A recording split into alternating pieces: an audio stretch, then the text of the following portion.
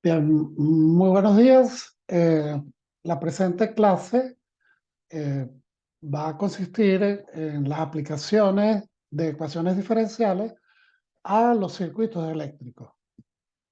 En la página, en la pantalla que ustedes pueden observar, vemos dos funciones, una función que sería esta que estoy señalando y la placa de un circuito eléctrico, que puede ser una placa, ya sea de un televisor, un radio, cualquier componente electrónica tiene esta particularidad. Y en la función, la pregunta sería, bueno, ¿qué me representa esa curva? Bueno, esa curva me puede representar en un momento determinado, por ejemplo, la carga en función del tiempo, o el espacio en función del tiempo, o la intensidad en función del tiempo. Bien.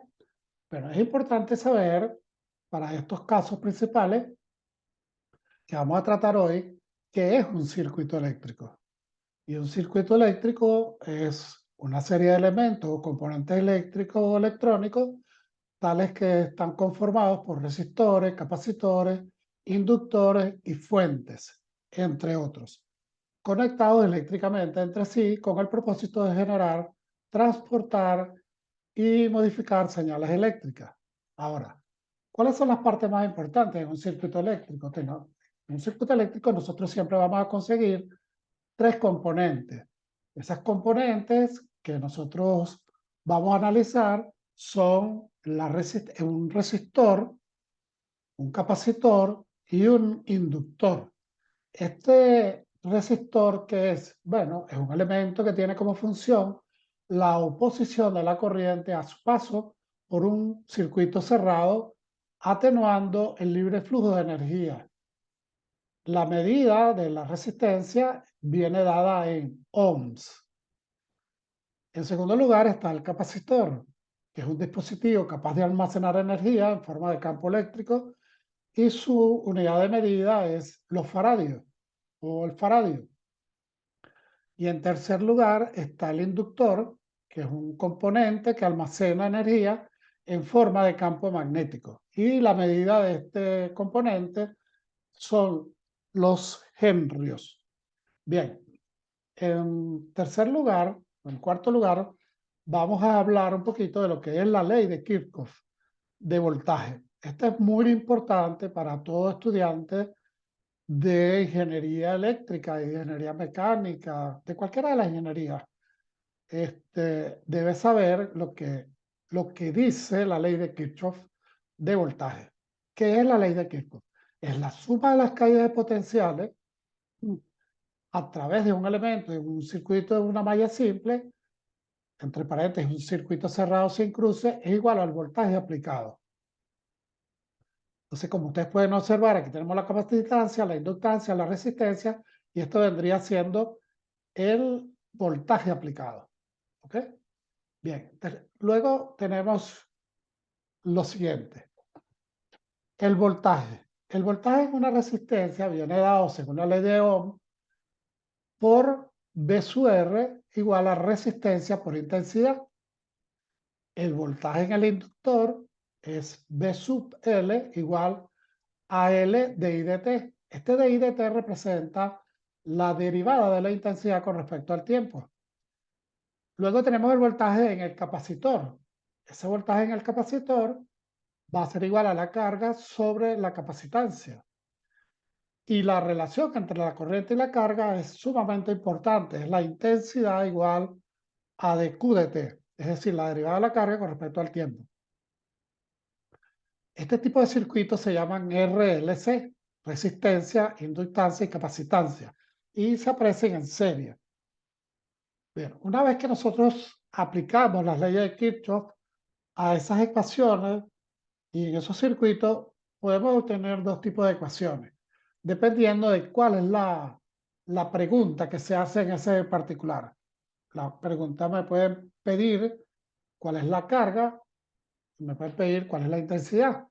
Es muy importante saber, fíjense en la placa anterior, que la intensidad de la corriente es la derivada de la carga con respecto al tiempo. Es muy importante, ¿sí? Bien, una vez que nosotros aplicamos la ecuación diferencial que me modela al circuito RLC, yo puedo tener tanto una ecuación como la otra, cualquiera de las dos.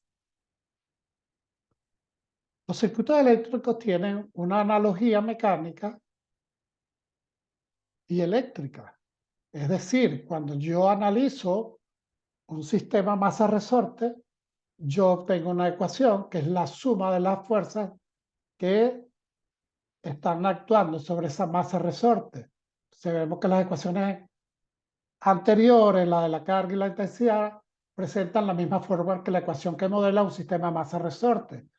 Amortiguador con fuerza externa F de T. O sea, la suma de todas sus fuerzas me da igual a esta F de T. Como consecuencia, la mayoría de los resultados obtenidos en la sección 3.6 para sistemas mecánicos pueden aplicarse directamente a circuito eléctrico. ¿Qué estoy diciendo yo con el sección 3.6?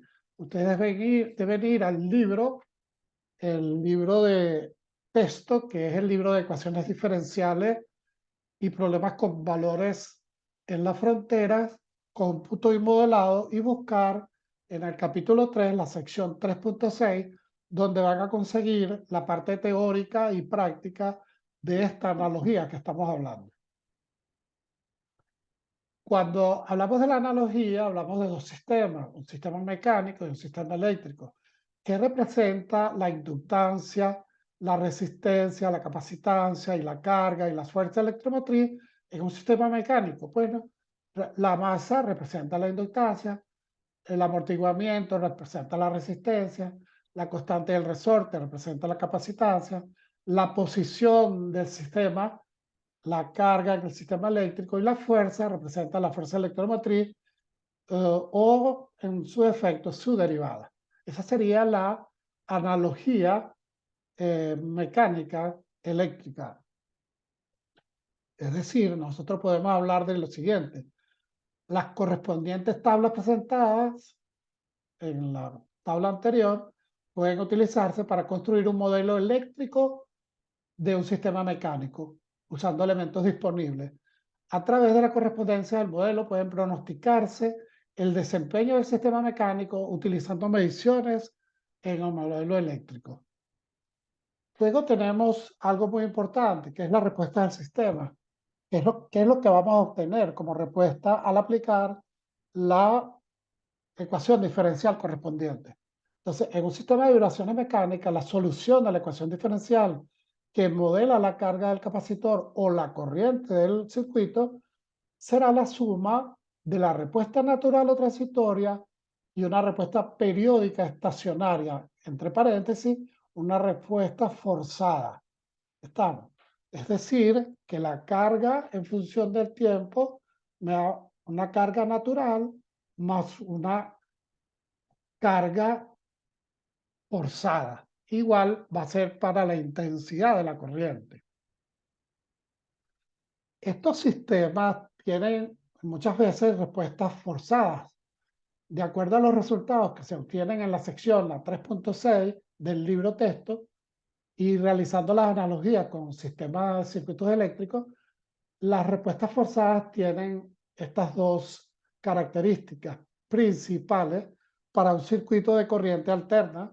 Tenemos que la intensidad forzada sería esta fórmula que ustedes ven aquí y con un ángulo de fase que es este, que podemos ver en la ecuación. Cada una de estas letras obviamente representa una parte del circuito eléctrico y son constantes que me las dan. Por último, vamos a tener la respuesta forzada del sistema, que viene expresada como la impedancia y la reactancia. La impedancia es el valor del conjunto de elementos tales como resistores, capacitores e inductores que están presentes en el circuito y viene dada por esta expresión que ustedes ven aquí. Y por el otro lado, la reactancia, que es el valor de la oposición al paso de corriente alterna y que tiene los condensadores y los inductores presentes en un circuito. Y su valor viene expresado por esta fórmula. Luego tenemos, de la misma manera, la respuesta forzada al sistema, que me forma el ángulo de impedancia y el ángulo de resistencia, y aquí tenemos su ecuación para poder calcularla. Y la respuesta forzada del sistema pudiera escribirse como la intensidad final en función del tiempo expresada por esta ecuación. Luego tenemos una respuesta forzada del sistema también para expresar la función expresándolo en función del seno, utilizando la reactancia y el tiempo de retraso de la corriente respecto al voltaje de entrada. Todos esos valores se pueden considerar. Y las láminas 15 a la 18 son ejemplos para que ustedes los puedan tratar de resolver en sus clases. Tenemos aquí un ejemplo que dice: considera un circuito RLC, en donde la resistencia es 20 ohmios, la capacitancia es 10 a la menos 3 faradios, la inductancia es 0.1 Henry y la fuerza electromotriz es 1.5 voltios.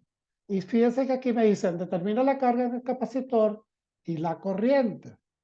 Cuando yo expreso la ecuación diferencial y busco la solución, esa respuesta de la carga, yo la derivo y obtengo la corriente.